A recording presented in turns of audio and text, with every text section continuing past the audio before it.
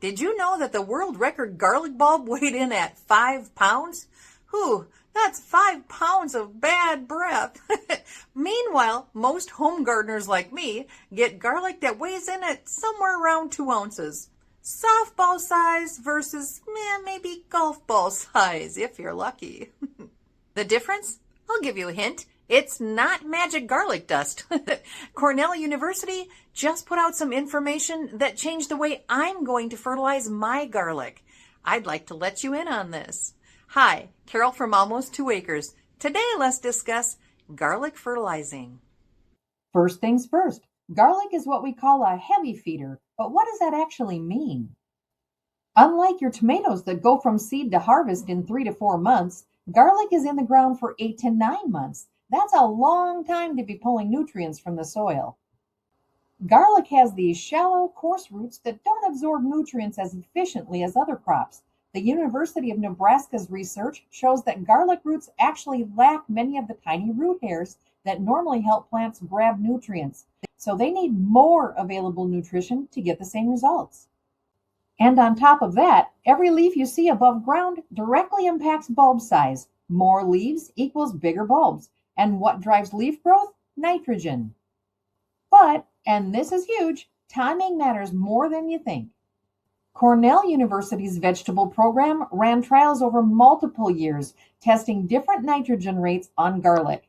Conventional wisdom says garlic needs 150 to 175 pounds of nitrogen per acre. That's what most extension guides recommend. But Cornell tested 50, 100, and 150 pounds per acre side by side. And you know what they found? In 8 separate trials, different years, different sites, different varieties, there was 0 difference in yield between 50, 100, and 150 pounds.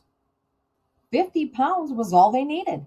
That's 65% less fertilizer than traditional recommendations with the exact same bulb size and weight. Here's the catch. Timing is everything. Cornell found that garlic needs that nitrogen available in spring when it's actively growing, not later, spring only. For us home gardeners, that translates to about 1/3 of a pound of actual nitrogen per 100 square feet. If you're using something like blood meal, that's about 2 to 3 pounds per 100 square feet. Now let's divide that into actionable steps. Based on the research, there are 3 key fertilizing windows. Window number 1, at planting. When you're planting your garlic in fall, usually 4 to 6 weeks before your first hard freeze, this is when you incorporate your base nutrients. Work in 3 to 4 inches of good compost plus phosphorus and potassium according to your soil test. Penn State recommends 150 pounds each of phosphorus and potassium per acre.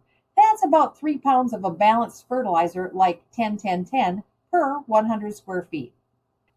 You should add only about 1/4 of your total nitrogen in at planting. That's it. You can use something like 5, 10, 15 or an organic source like blood meal. This gives your cloves enough energy to establish roots before winter. Window number 2, early spring. This is the critical period. When your shoots are 4 to 6 inches tall and actively growing, hit them with a nitrogen-rich fertilizer. The University of Georgia and UMass Extension both recommend splitting this into 2 to 3 applications, each 3 to 4 weeks apart. You can use blood meal 1200, fish emulsion, or even just a side dress of compost. Apply it as a side dressing, sprinkling in when the leaves are dry at midday to avoid fertilizer burn, and then water it in. Window number 3, late spring. Here's where most gardeners mess up. Multiple university sources, Minnesota, Georgia, New Mexico, all say the same thing. Stop fertilizing with nitrogen by early May or by the time you see scapes forming on hardneck varieties. Why? Because continued nitrogen fertilization after bulbing starts actually delays bulb development. Plus, it creates soft bulbs that won't store well and are prone to rot. The New Mexico State Extension puts it perfectly. Once day length increases and temperature warms up, bulb formation begins. At that point, the plant shifts from grow leaves mode to make bulbs mode. You want to work with that shift, not against it. Now on to practical options. I'm primarily an organic gardener, but I want to give you choices. Here are your organic options. Composted manure. Chicken manure is naturally high in nitrogen. Well-composted cow manure works great too. The key word is composted. Fresh manure has salts that can damage plants. Blood meal. This is my go-to for spring side dressing. It's about 1200, breaks down relatively quickly, and gives that nitrogen boost right when garlic needs it. Fish emulsion, great for spring applications. It's liquid, so it's immediately available to plants. Stinky, but effective. Alfalfa meal, slower release, but adds organic matter too.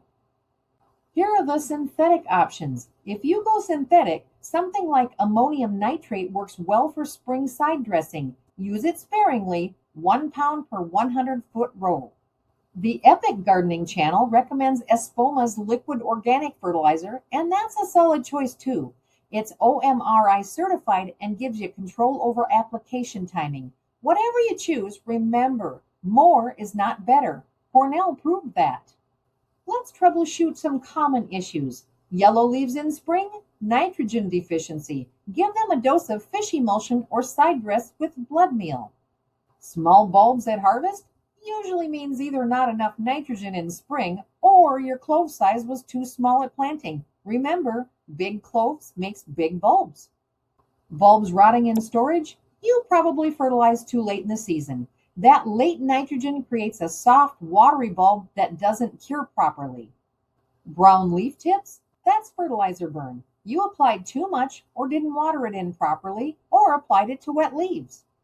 Here's a tip from the research. Each leaf above ground becomes a protective wrapper around your bulb. So more healthy leaves equals better storage. That's why that spring nitrogen is so critical. I have created a free 3-page guide about when to use specific organic fertilizers. If you would like this quick guide, check out the link in the description. So let's recap the science-backed approach. Fall planting, base nutrients plus light nitrogen. Spring, 2 to 3 applications of nitrogen-rich fertilizer 3 to 4 weeks apart. Spring, stop by early May or when scapes appear. 50 pounds of nitrogen per acre is enough. Don't overdo it. The research is clear. Garlic doesn't need as much fertilizer as we thought, but timing is everything. Don't forget to give this video a thumbs up and subscribe so you can get more research-backed gardening information. Until next time, I've got a little sautéing of my own to do.